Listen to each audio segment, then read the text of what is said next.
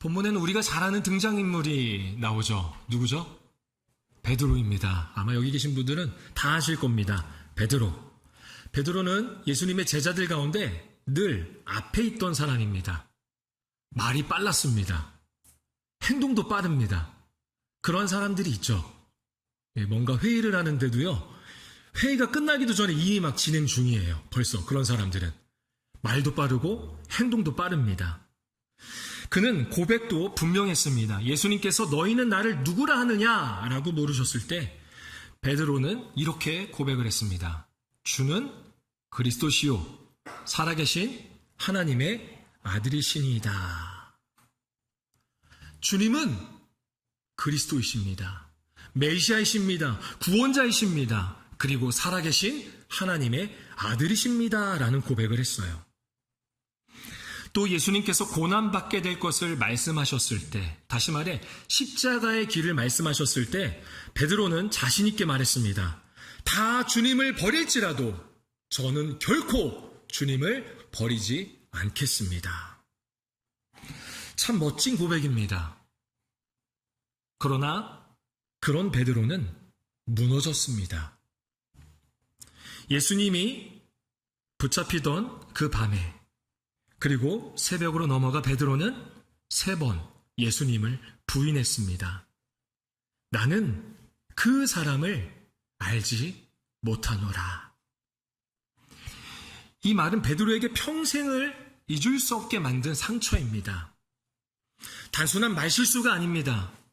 그는 예수님을 부인했습니다. 맹세까지 하며 저주까지 하며 예수님을 부인했습니다. 그리고 동시에 자기 자신에게도 무너져 내렸습니다. 여러분, 사람이 실패할 때 가장 아픈 것은 단지 일이 잘못됐다는 사실이 아닙니다. 더 아픈 것은 내가 나를 믿었는데 내가 무너져 낸 거예요. 내가 무너져 버린 거예요. 나는 확신이 있었는데, 그럴 줄 알았는데, 내가 내 자신을 그렇게 믿었는데, 확고했는데 내 자신이 무너져 내렸을 때 정말 아픕니다. 나 나름 괜찮은 사람인 줄 알았는데, 나는 절대 그렇지 않은 사람인 줄 알았는데, 나는 끝까지 버틸 수 있을 줄 알았는데, 그래도 나는 믿음의 사람인 줄 알았는데, 그런데 막상 두려움 앞에 서니까 내가 생각보다 약한 사람이라는 것을 깨닫게 됩니다. 막상 손해 앞에 서 보니까 내가 생각보다 계산적인 사람이라는 것을 알게 됩니다. 막상 위기 앞에 서니까 내가 생각보다 쉽게 흔들리는 사람이라는 것을 알게 됩니다. 베드로가 그랬습니다. 그는 예수님을 사랑하지 않은 사람이 아니었습니다. 전심으로 예수님을 사랑했습니다. 그는 예수님을 안 따르려고 했던 사람이 아닙니다. 그는 정말 죽기까지 예수님을 따르려고 했습니다. 그런데 무너졌습니다. 오늘 본문은 바로 그런 베드로를 예수님께서 다시 만나시는 장면입니다. 그런데 예수님은 베드로에게 긴 설교를 하지 않습니다. 그의 실패를 하나하나 조목조목 따지지 않으셨습니다. 사람들 앞에서 망신도 주지 않았습니다. 대신 이렇게 질문을 하셨습니다. 내가 나를 사랑하느냐? 너 진짜 나 사랑해? 라고 물으셨죠. 여러분, 예수님의 참교육은 실패한 사람에게 다시 사랑을 묻습니다. 그 사랑의 질문을 통해 무너진 사람을 다시 일으키십니다. 그리고 그 사람을 다시 사명의 자리로 보내십니다. 내가 나를 사랑하느냐? 이 말씀을 통해 오늘 우리도 주님의 물음에 앞서 또한 나가기를 원합니다. 먼저 요한복음 24장 4절입니다. 오늘 본문 조금 앞으로 나아가서 4절 말씀을 함께 읽어보도록 하겠습니다. 날이 새어갈 때에 예수께서 바닷가에 서셨으나 제자들이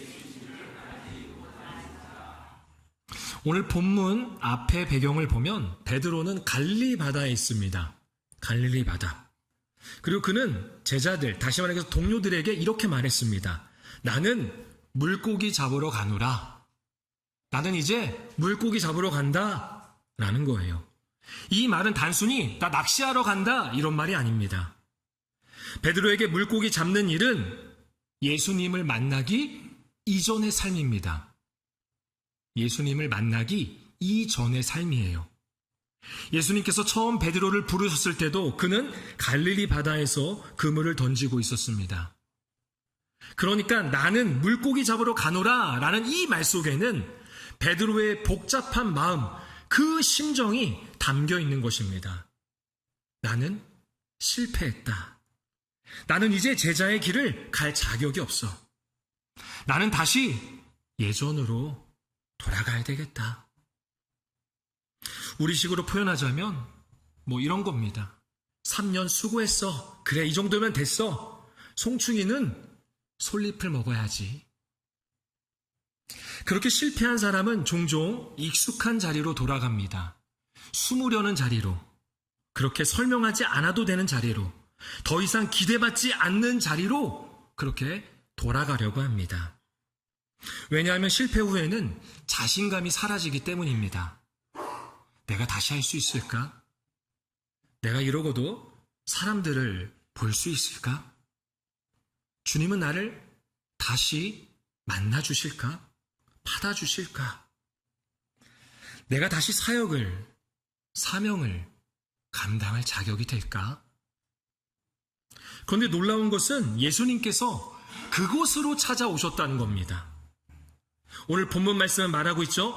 날이 새어갈 때 예수께서 바닷가에 서셨으나, 예수님은 베드로가 있는 곳으로 찾아오셨습니다.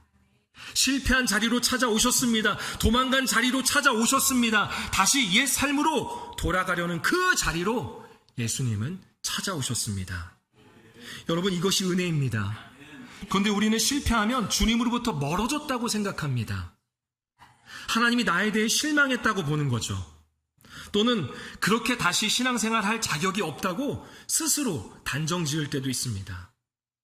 내가 무슨 이 정도 해봤으니 아니지. 나는 그 정도 감이 안 돼. 자격이 안 돼. 그렇게 스스로 단정을 합니다. 그러나 오늘 본문은 우리에게 분명히 말씀하고 있습니다. 예수님은 실패한 베드로를 피하지 않으셨습니다. 그리고 베드로 저 멀리에서 베드로를 평가하지도 않으셨습니다. 예수님이 기다리다가 언젠간 오겠지 라고 하지 않으셨습니다. 예수님은 직접 베드로를 찾아오셨습니다. 여러분, 우리도 살다 보면 실패합니다. 말로 실패할 때가 있고요. 관계에서 실패하기도 하고요. 신앙적으로 실패할 때도 있습니다. 가정에서도 실패를 경험합니다. 또 하나님이 주신 사명 앞에서 실패할 때도 있습니다. 하지만 반드시 기억해야 합니다. 실패는 내가 겪은 사건이지 나의 정체성은 아닙니다. 그 실패가 내가 아니라는 거예요. 넘어지고 쓰러질 수 있습니다. 하지만 이것은 내 인생의 한 장면이지 내 인생의 결론은 아니라는 겁니다. 예수님이 찾아오시면 이야기는 다시 시작됩니다.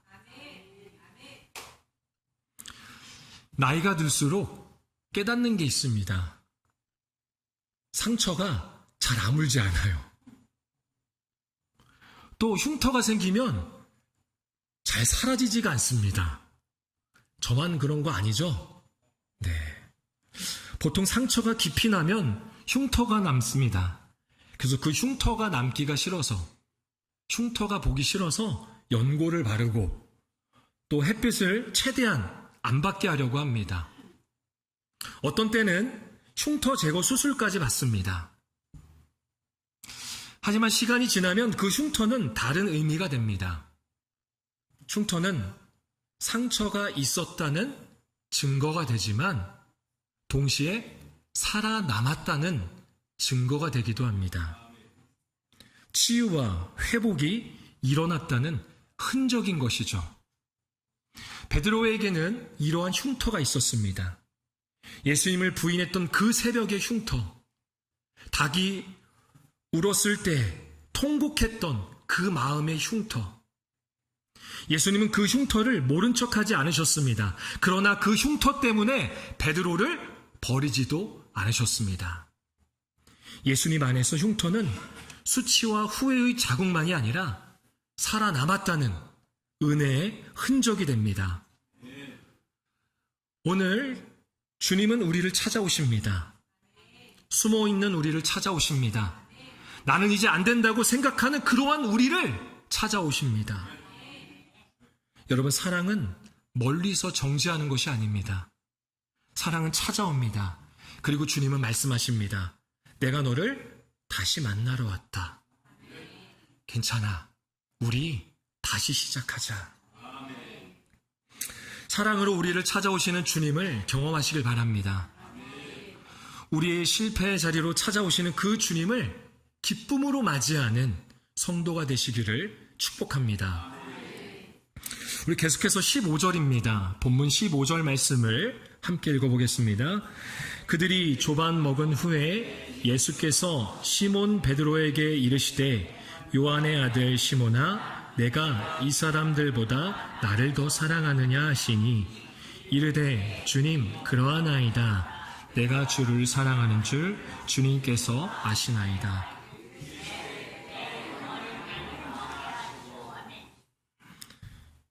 예수님께서 베드로에게 물으십니다. 요한의 아들 시몬아, 내가 이 사람들보다 나를 더 사랑하느냐? 이 질문은 참 많은 것을 의미합니다. 예수님은 이렇게 물으시는 게 아닙니다. 베드로야, 너 왜 나 배신했어? 그렇게 장담하더니 맹세까지 하면서 저주까지 하면서 나를 부인하더라? 너 그래도 되는 거냐? 너에게 지어준 베드로라는 그 이름이 아깝다. 너는 반석이 아니라 너는 갈대야, 갈대. 이렇게 말씀하신 게 아닙니다. 또는 내가 너 때문에 얼마나 마음 아팠는 줄 아니?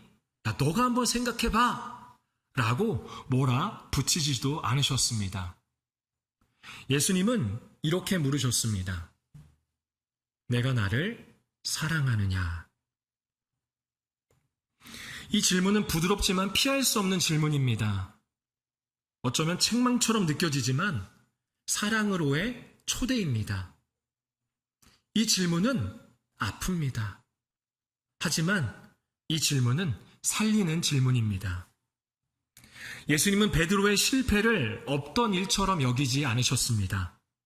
그렇다고 잔인하게, 추잡스럽게 그의 부인했던 그의 상처를 둘추거나 하지도 않으셨습니다. 사랑 안에서 다시 마주하게 하셨습니다. 여러분, 진짜 회복은 그냥 덮어버리는 게 아닙니다. 괜찮아. 나 어차피 부활할 줄 알았어. 그러니까 신경 쓰지 마. 나 괜찮아. 아무 일도 아니야, 이 정도는. 이런 의미가 아닙니다. 물론 이런 말이 위로가 될 수는 있습니다. 그러나 이것만으로는 충분하지 않습니다. 회복이 되려면 아픈 부분을 안전하게 바라볼 수 있어야 합니다. 무너졌던 지점을 주님 앞에서 다시 마주할 수 있어야 합니다. 여러분, 좋은 의사는요, 상처를 무조건 덮어두지 않습니다. 그렇다고 그 상처를 함부로 헤집어 놓지도 않습니다. 치료하기 위해 조심스럽게 그 상처를 살펴봅니다. 예수님의 질문이 바로 그렇습니다. 내가 나를 사랑하느냐? 예수님은 베드로의 상처를 치료하기 위해 그 마음의 중심을 물어보신 겁니다. 베드로는 3번 예수님을 부인했습니다. 그리고 예수님은 16절에서도 내가 나를 사랑하느냐? 그 다음 구절인 17절에서도 내가 나를 사랑하느냐 물으시며 그렇게 예수님도 3번 사랑을 물으셨습니다. 이것은 확인받고 싶어서 3번이나 물으시는 게 아닙니다. 베드로가 무너졌던 그 자리에서 다시 일어나게 하시는 회복의 과정입니다. 여러분, 꼭 기억하셔야 합니다. 예수님은 베드로의 능력을 먼저 묻지 않으셨습니다. 야, 앞으로 실수하지 않을 자신 있냐? 실수하면 안 돼? 이제 또 나를 배반하지 않을 거지? 너 그러면 이제 얼마나 나를 위해 헌신할래? 얼마나 나를 위해 희생할 작정이 돼 있어? 이렇게 묻지 않으셨습니다. 예수님은 사랑을 물으셨습니다. 왜 사랑을 물으시는 걸까요? 사명과 사역을 감당하는 것은 능력이 아니라 사랑이기 때문입니다. 회복의 시작은 완벽함이 아니라 사랑에 있기 때문입니다. 주님을 따르는 그리스도인이 된다는 것은 자기 확신이 아니라 주님을 향한 그 사랑에서 나오기 때문입니다. 베드로는 이전에 자기 확신에 가득 차 있었습니다. 다 주를 버릴지라도 저는 결코 주님을 버리지 않겠습니다. 그런데 이제 그는 달라졌습니다. 이전처럼 큰 소리 치지 않습니다. 조심스럽게 대답합니다. 주님, 그러하나이다. 내가 주를 사랑하는 줄 주님께서 아십니다. 이것은 회복된 자의 고백입니다. 주님, 제가 저를 잘 안다고 말하지 못하겠습니다. 제가 저의 능력이나 확신으로 장담할 수가 없습니다. 하지만 주님께서는 아십니다. 제가 부족해도, 제가 연약해도 주님 사랑하는 걸 주님 아시죠? 여러분, 오늘 주님은 우리에게도 같은 질문을 하십니다. 내가 나를 사랑하느냐? 이 질문은 우리를 부끄럽게 만들려고 하는 질문이 아닙니다. 우리를 다시 세우려는 질문입니다. 그래서 우리는 이 질문 앞에 솔직하게 대답해야 합니다. 주님, 제가 많이 부족합니다. 무너질 때도 있습니다. 고백했던 대로, 찬송 불렀던 그 가사대로 못 살 때가 너무나도 많습니다. 하지만 주님, 제가 주님 사랑하는 거 아시죠? 작고 연약하지만 제 사랑을 주님 아시죠? 회복은 여기서 시작됩니다. 나는 말씀대로 살았습니다. 나는 기도하는 사람입니다. 나는 내 능력과 확신으로 감당할 수 있습니다. 라고 하는 자리에서가 아니라 나는 주님 없이는 결코 설 수 없습니다. 하는 그 고백의 자리에서 회복이 시작됩니다. 복음은 우리에게 그것을 말합니다. 너는 실패가 전부가 아니라, 너의 부끄러운 장면이 너의 결론이 아니라, 너는 여전히 주님의 질문 앞에 설 수 있는 자야. 그 사랑의 질문 앞에 이제 대답해야 합니다. 예수님은 베드로를 실패자로만 보지 않았습니다. 다시 그 사랑을 고백할 수 있는 자로 세우셨습니다. 여러분, 참교육은 실패한 사람을 짓눌러서 다시 못 일어나게 만드는 것이 아닙니다. 예수님의 참교육은 사랑을 다시 묻고 그 사랑 위에 사람을 다시 세우는 것입니다. 내가 나를 사랑하느냐? 예수님의 이 사랑의 물음이 우리의 신앙과 삶이 회복되는 자리임을 기억하시길 바랍니다. 부족하고 연약하지만 주님 없이는 설 수 없음을 솔직하게 고백하며 또 대답할 때 우리 예수님을 따르는 사명과 사역이 우리 안에서 회복될 줄로 믿습니다. 우리 계속해서 16절입니다. 16절 말씀 같이 읽어보겠습니다. 또 두 번째 이르시되 요한의 아들 시몬아 내가 나를 사랑하느냐 하시니 이르되 주님 그러하나이다. 내가 주님을 사랑하는 줄 주님께서 아시나이다. 이르시되 내 양을 치라 하시고. 아멘. 예수님은 베드로가 사랑을 고백할 때마다 말씀하십니다. 15절에서는요. 내 어린 양을 먹이라. 그리고 방금 읽었던 16절에서는 내 양을 치라. 그리고 그 다음 구절인 17절에서는 내 양을 먹이라. 예수님은 실패한 베드로에게 다시 사람을 맡기셨습니다. 예수님을 3번 배신한 사람에게 다시 당신의 양을 맡기셨습니다. 무너졌던 사람에게 다시 사명을 주셨습니다. 세상은 실패한 사람에게 이렇게 말합니다. 야야, 너는 이제 끝났다. 너가 무슨 자격이 있냐? 너가 다시 한다고? 야, 너가 한 걸 생각해봐. 사람 변하는 거 그거 쉽지 않아. 어쩌면 우리도 이런 말과 시선으로 누군가를 참교육했다고 생각할 때가 있습니다. 그러나 예수님은 다르게 말씀하십니다. 내가 나를 사랑하느냐? 그렇다면 다시 시작하자. 내 양을 먹이라. 예수님은 완벽한 사람만 사용하지 않으십니다. 오히려 자신의 약함을 아는 사람, 은혜가 무엇인지 아는 사람, 실패한 사람의 마음을 이해할 수 있는 사람을 세우십니다.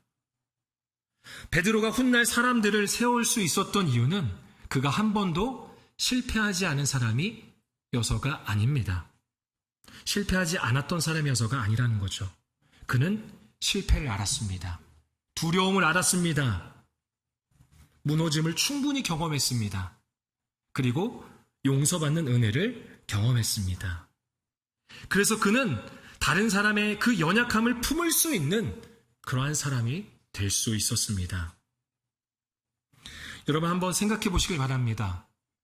카페 사장이 알바생에게 매장의 열쇠를 맡겼습니다. 그런데 알바의 실수로 기계가 고장이 났습니다. 카페는 기계를 수리하느라 며칠 운영을 할 수 없었고 이에 따른 금전적 손실이 발생했겠죠. 알바는 죄송한 나머지 사장님을 찾아가 매장의 열쇠를 반납합니다. 그런데 사장이 의기소침해 있는 알바에게 다시 열쇠를 쥐어주는 겁니다. 그러면서 이렇게 말합니다. 이제 실수를 통해 배웠으니 조심해서 잘해보자. 라며 열쇠를 다시 건네줍니다. 이 열쇠는 단순한 물건이 아닙니다. 그저 매장을 열고 닫을 수 있는 물건이 아닙니다. 이 열쇠는 다시 신뢰한다는 표시입니다. 다시 맡기겠다라는 겁니다. 예수님께서 베드로에게 하신 일이 바로 이런 겁니다. 내 어린 양을 먹이라. 내 양을 치라. 내 양을 먹이라. 예수님은 실패한 베드로에게 다시 열쇠를 맡기셨습니다. 다시 사명을 맡기셨습니다. 다시 당신이 사랑하는 사람을 맡기셨습니다. 다시 말해 사랑을 맡기신 거예요. 사랑. 주님, 당신의 사랑을 맡기신 겁니다. 지금 우리 주변에 있는 또 우리의 가정, 그리고 지금 여러분들 앉아 계신 자리에 앞뒤 좌우에 있는 이 모든 사람들이 다 한 명의 사람이기도 하지만 주님의 사랑입니다. 주님의 사랑. 그 사랑 우리에게 맡기셨습니다. 우리 마지막으로 19절입니다. 19절 말씀 마지막으로 함께 읽어보겠습니다. 이 말씀을 하심은 베드로가 어떠한 죽음으로 하나님께 영광을 돌릴 것임을 가르치심이로라. 이 말씀을 하시고 베드로에게 이르시되 나를 따르라 하시니. 아멘. 나를 따르라. 이 말씀은 처음 베드로를 부르실 때의 말씀과 닮아 있습니다. 처음에도 예수님은 베드로에게 나를 따르라 라고 부르셨습니다. 그리고 오늘 실패한 후에도 다시 나를 따르라 라고 부르십니다. 이것이 은혜입니다.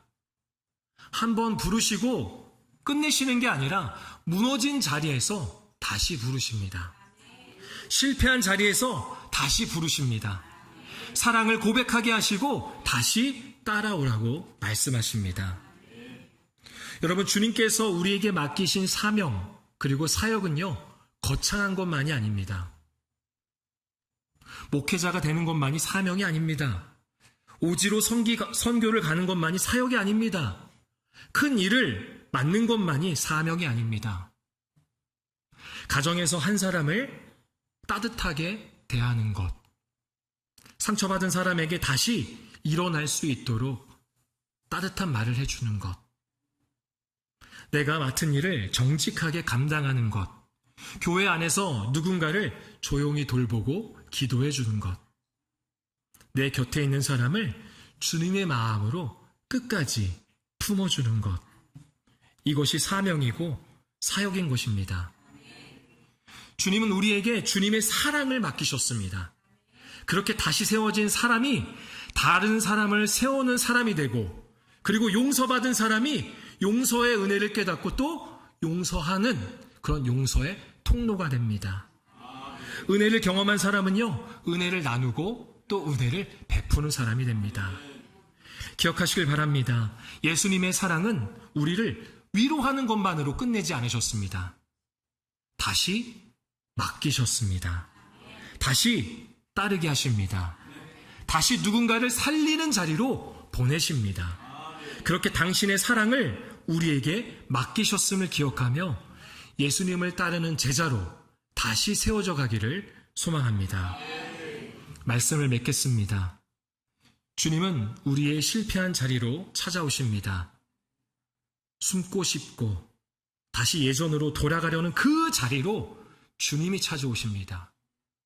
이것은 주님의 사랑입니다. 그리고 그 자리에서 우리에게 물으십니다. 내가 나를 사랑하느냐? 사랑의 물음은 실패하고 떠났던 우리를 다시 세웁니다. 그렇게 여전히 부족하고 연약한 우리에게 당신의 사랑을 맡기십니다. 이제 우리가 그 질문에 대답해야 합니다. 다시 예수님을 따르는 삶으로 고백하는 성도가 되시기를 축복합니다.